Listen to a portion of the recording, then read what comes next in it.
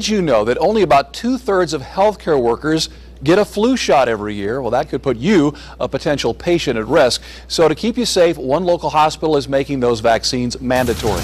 Jordan Burgess takes a closer look at the reasons behind that decision. Jordan? Well, the sniffle season is almost here, so get those tissues ready. And you would think if anybody would want flu shots, it would be doctors and nurses. But that's not always the case, as one hospital found out the hard way last year.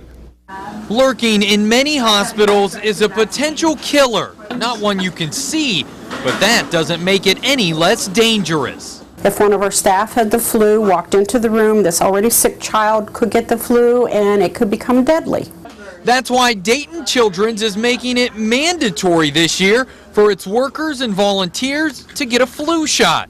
If you refuse, you could be fired. We're a strong believer in patient protection and patient safety. Last year, 96% of workers at Children's got the shot, a pretty high number, but even that wasn't high enough. We had one volunteer who declined the flu shot last year, developed H1N1, ended up in intensive care, and then in a rehab center after that to get over her flu. But not everyone's on board with the mandatory idea. We talked with a representative from the Ohio Nurses Association, and she says while the group encourages nurses to get flu shots, it doesn't agree with the policy of forcing people to get them. But these days, it seems hospitals are more and more likely to take that decision out of the hands of workers.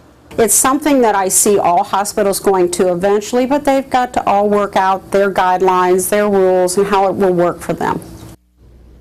In fact, we've learned that the Greater Dayton Area Hospital Association is set to meet tomorrow to talk about flu shot policies, so we'll have to see if it also recommends making the shot mandatory for workers.